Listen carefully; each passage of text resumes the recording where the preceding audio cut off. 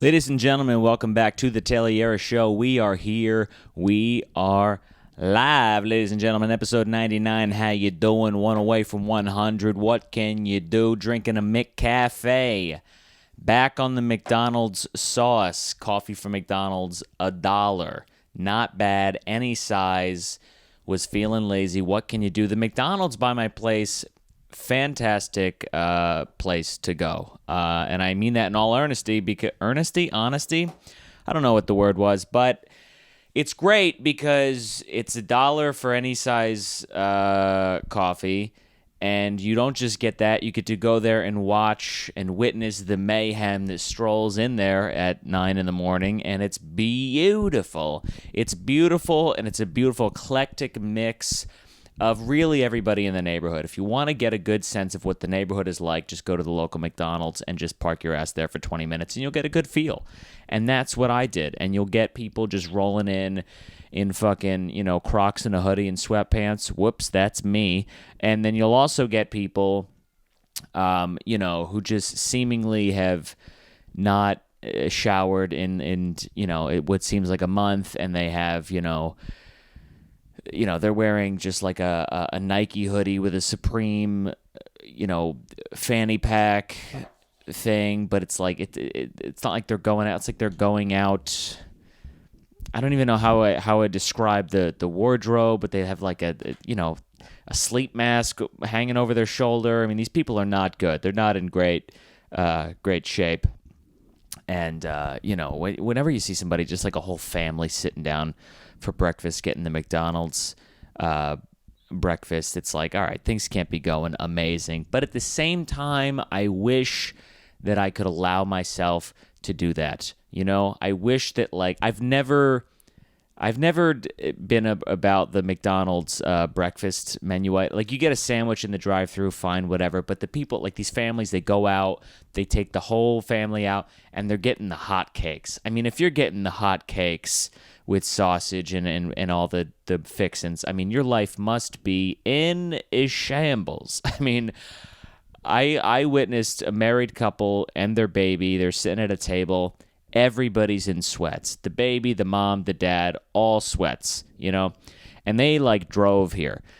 I live around the corner, so I'm popping over there to grab a coffee. I mean, these people go out full sweats, hot cakes, sausage, the dip into the sauces in the thing. I mean, it's an unbelievable sight to see. And I just sit there with my coffee and I read a newspaper, because I'm 75 years old, I guess.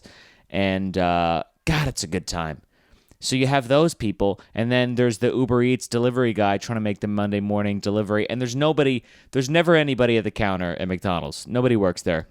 There's like two people who work the drive-thru in the back, and all they do is bitch and complain about Tyrone, who called out and didn't come into work today, and they're just livid about it. And, because they're just shouting. They're just shouting, that motherfucker didn't come into work today. And it's just like, there's a whole line out the door of people who want service. And they're just like, they cannot be bothered.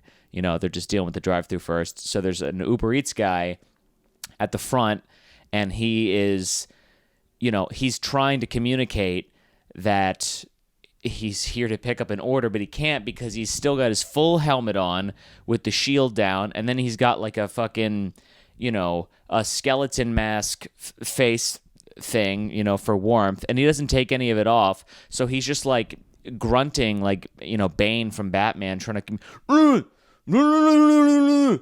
and he's just like pointing at an order, and this woman behind the counter is like, what do you, and so she gets the bag, and then she's got to put 19 fucking McDonald's stickers to close the bag, and he's just grunting at her because he's got to make his 97th delivery that morning or whatever. It's rough, but it's a good time, folks. It's a good time, and I encourage you to do it. And the coffee, not good, not bad, I'll say. And for $1, it's worth it to treat yourself. If like, I don't feel like making it this morning, I'm gonna take a nice stroll outside. I've been trying to do that every morning. Go on a nice little quick walk, get the sun in my eyes, and sit down and have a dollar. It's $1. It's $1. You can't leave your house in New York City without spending fucking $10. So it's like, boom, there we go. It's a good time. I saw this thing when I was reading the paper. There was literally right by where I am all the time on First Avenue and First Street. There was like an outdoor dining structure, and there was a couple in the dining structure just full on having sex. It went viral on Twitter, I think, but just full on fucking in the structure. And the best part is that people just keep on keeping on. You know what I mean? Like, that's the ethos of New York. I'll give you a double take, a whoa, what the fuck? And then I just got to get home. I cannot be bothered. I mean, the guy was like sitting in a chair and she's like sitting on top of him, and they're just kind of like very quickly, I'll add, just kind of going at it. And like, if you were walking by quickly, and you may not notice, but the fact that they were the only ones in there and they're just, you know, doing the quick movements and shit. I mean, it was hysterical because I walked by there I could have seen it. I could have easily walked by, and you know what? I don't know what I would have done. I probably would have videotaped, if I'm being honest, you know, because otherwise I don't think people would have believed me. If I was like, you know, because you see all the time, you know, oh, I just saw somebody taking a piss on a building. Like, that's, honestly, it's nothing. Even, oh, someone took a shit in between two cars. Great. Who cares? Keep going. But that's a rare find on the New York City bingo card, is somebody fucking in the outdoor dining structure. I mean, that's just bananas. You know what I mean? Like, do you leave the house planning to do that? Are you just like, we got to get out? Like, what, did your bed break? Were they homeless? I don't know. And if so, good. You know how hard it must be to find another when you're homeless, because you can only go for, I feel like somebody has this bit, like, you can only go for other homeless people. So that's like best case scenario. And now they have these outdoor dining shacks that no one's using. They're fuck huts. That's what they are. Let them fuck. You know, they're not bothering anybody, right?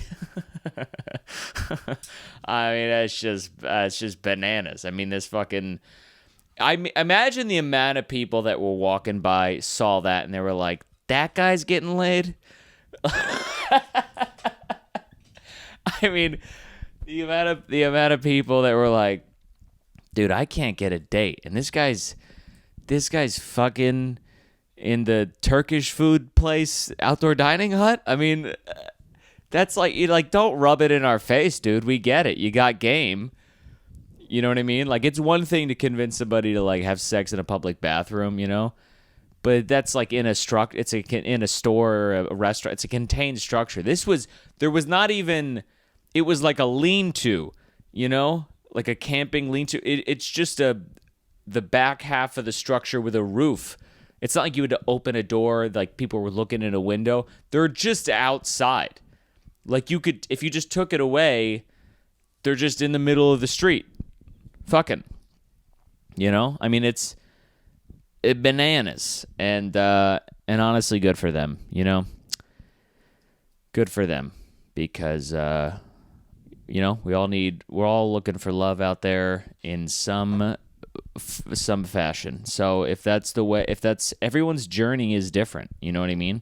Some people are going to go the dating app route and take you out to a nice fancy dinner and, you know, oh, get whatever you want, get the appetizer. What do you do for a living? You know, they're going to do that whole route. And then some people are just going to be like, here's my offer. There's a shack down the block, not enclosed. And how about you and me? How about we just go bananas, huh? How about that? And I think for some women, that will just trigger some sort of hot, he knows what he wants and takes control sort of thing. And they're just like, you know what? What else was I going to do with my Tuesday? You know? And so they're just like, you know, I haven't had a good story in a while. Yes, I will. But the one objection, I need to be facing away from the sidewalk. They were facing away from the sidewalk, so like into the shack, so that they weren't like staring and making eye contact with people as they walked by, because that would have been that would have been rough, it's tough for me to pee right next to somebody like in a crowd. I don't know if I could have sex while looking at strangers past, like somebody's fucking TikToking me while I'm getting it on. I'd feel self-conscious, but that's just me, That's just me, and there's somebody out there for everybody. So that's that. I learned a thing about New York that I didn't know. Did anybody know? Did anybody know that under Washington, allegedly, I don't even know if it is allegedly. I think it is a true thing that under Washington Square Park, there's like 20,000 dead bodies. Did anyone know about this? Like I thought that was bananas. I mean, everyone knows that, like the East River and the Hudson are probably filled with bodies because of the mob and shit, and that's where you dump somebody. But like right under the park, there's 20,000 dead bodies. So apparently, yeah. So from 1797 to roughly 1820, the eastern 2/3 of Washington Square Park were a potter's field where the bodies of the poor and unidentified New Yorkers. What does that mean? The unidentified, like if you were just a dead body, but you didn't, like you forgot your ID that day, so they're just like, oh well, we don't know who you are. So what do they do with that? What do they do with, like, if you die and nobody knows who you are? Is there just like a giant pit somewhere? Like, do they cremate you? Also, why is it so expensive to cremate somebody? I feel like it's not, it's just fire. It's literally the cost of like a gallon of gas and matches, right? Maybe it's more, complex than that, but that's what it seems like it should be, Some poor family's like, nah, we'll do it ourselves. I don't know why it was Southern. Sorry. Let's see. Yeah, so it was a potter's field where the bodies of the poor and unidentified New Yorkers were unceremoniously, well, of course unceremonious. You're not going to do a fucking ceremony for some poor unidentified bastard that they just caught fucking in an outdoor shack, I mean, they're just going to... What would be the ceremony? What would be the ceremony that you would do to dump some nameless body in a pit in the park, huh?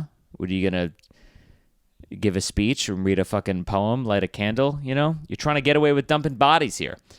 Okay, so the bodies of poor and unidentified New Yorkers were unceremoniously dumped in mass graves. It's always a chilling phrase, mass graves. Ugh. And for just $4,500, New York City purchased the plot so impoverished locals could afford a decent spot to rest in peace. Oh, okay. So it was like a plot of land, and the city purchased the plot? Wouldn't the city already... Did they purchase it like from a... How does the city purchase a part of the city? That makes no sense to me.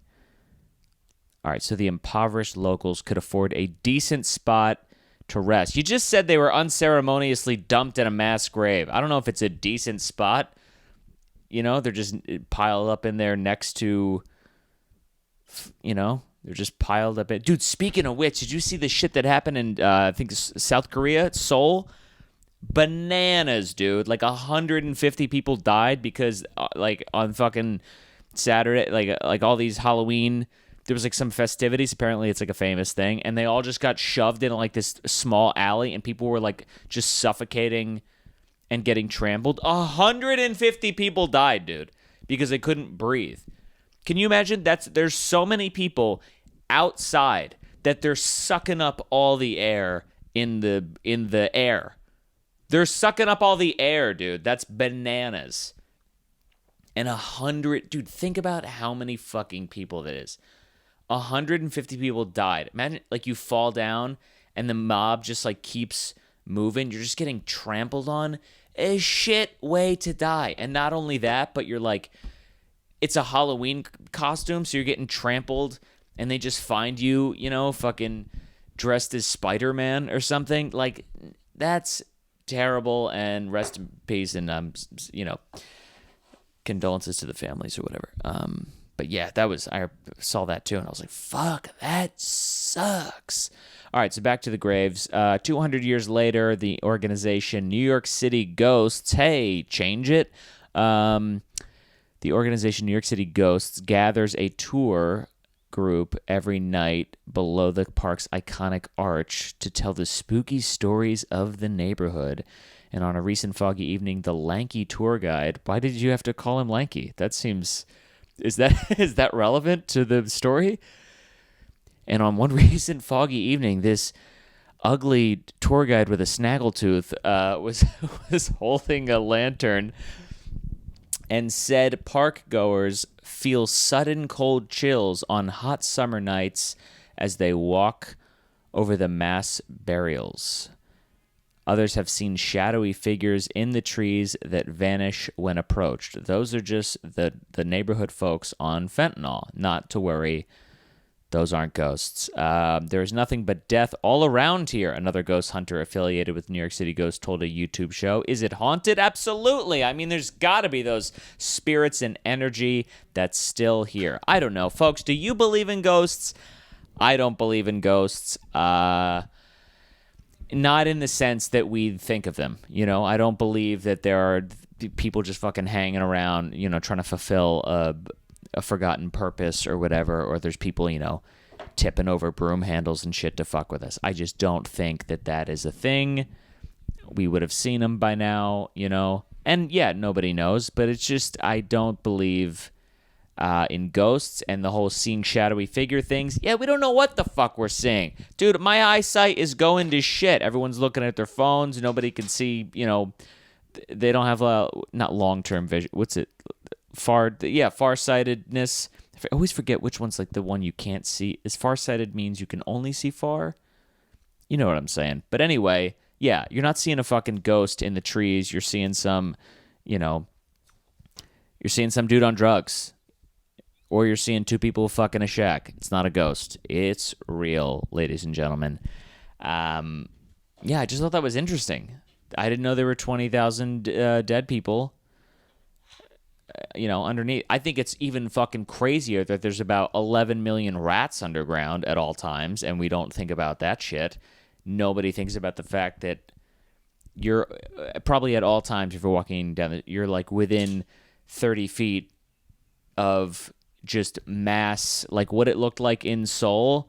I'm not about to compare a group of people to rats, but I am. I'm just saying the way they're all smushed in there because there's so many of them, you know, and that's what the rats are in underground. You know what I'm saying? Anyway, started a new TV show. Not really started and gave up on because it was terrible. Have you ever done this?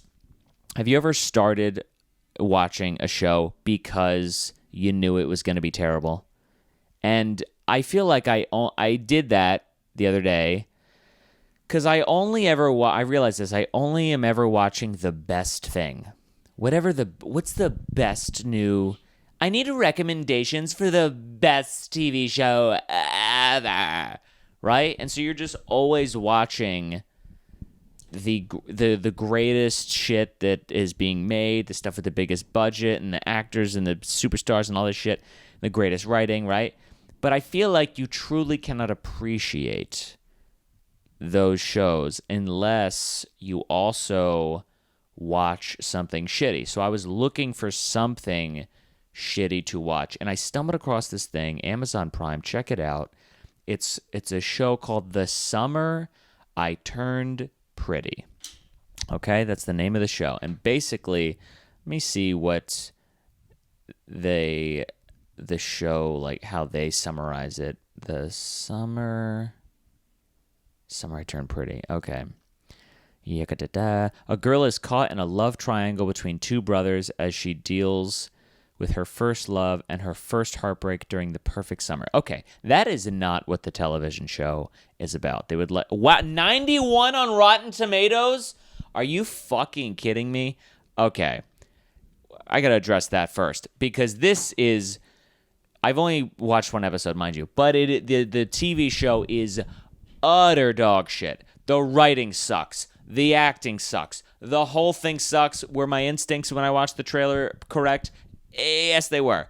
This show is fucking...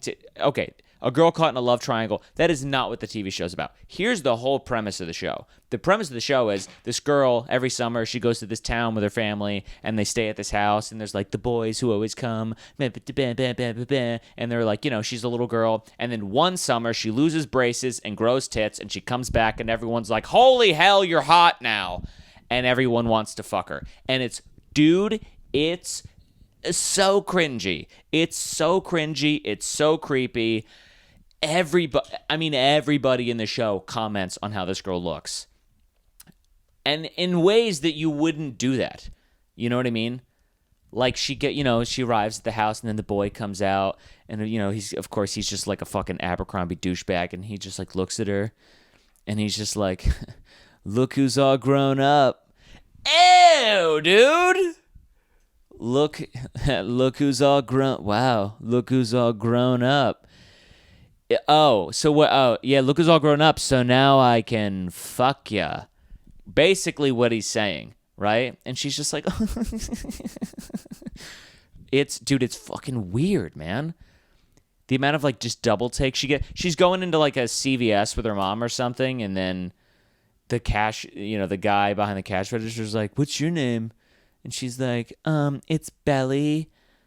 And he's like, oh, I thought, are you new here? And she's like, no, I basically came here every fucking summer my whole life. And he's like, whoa, I thought I knew all the pretty girls. And like this idea that no one has any idea who this fucking girl is. She never gets noticed. And then within 1 year, everyone's like, oh my God, who the fuck is this chick? It's weird, dude. And she's only like, you know, she's like 16, which, you know, it's just weird. Even the parents, like the parents of the other families that are in there, they were like, there was the girl's mom and then somebody else's mom, and they were like in the kitchen talking. And she was like, I just can't, I mean, she is gorgeous. And the mom was like, I know. And then she was like, you look just like your mother. And then the mom was like, no, I didn't have boobs like that at her age. Hey, gross, dudes. Quit talking about your daughter's tits. It's gross. And then the girl gets like uncomfortable. She's like, no, my God, stop it. Like, I don't know what you're talking about. And then the mom was like, it's okay, honey. You're in bloom. I'm sorry, what? You're in bloom?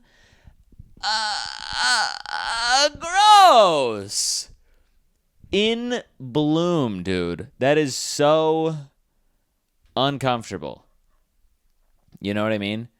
There's no thing that like dads do, you know, with God, like that just does not happen. I don't think it happens with moms either. I don't think it's a real scenario, but like a dad would never look at his son who's like, you know, starting to grow stubble and being like, hey, is your cock growing down there? Like, what? It's just uncomfortable. And then the rest of the fucking episode is, you know, she goes to like the bonfire, and then like, you know, the dude who does remember her because they were in like a class together or something, and then like, you know, whatever, like he likes her and then they kiss at the end of the episode. It's fine. It's horseshit. It's dumb. I just don't like that the whole premise of the show is, hey, she's hot now. Hey, she's hot, and she you know, grew tits, and here's how it changed my life. That's the one good thing about it, is that it admits the fact that, hey, things are easier when you're pretty.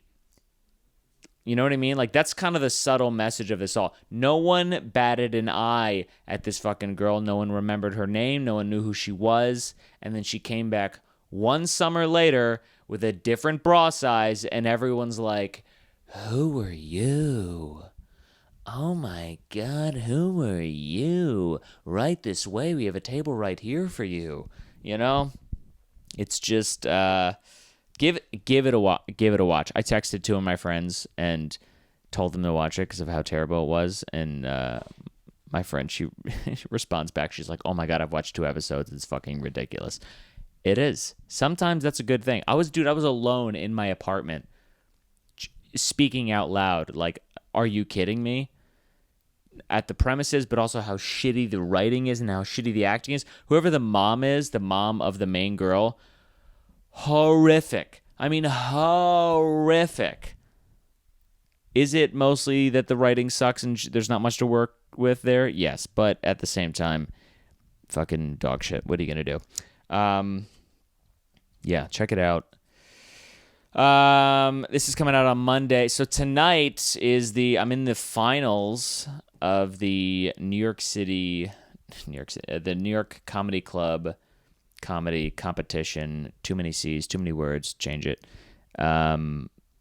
Yeah, that is tonight. So, yeah, I've been in this fucking comedy competition for the last couple weeks, and I hate competitions because it just puts your mind in a place where it shouldn't be for like you're like competing. I hate the idea of comedy.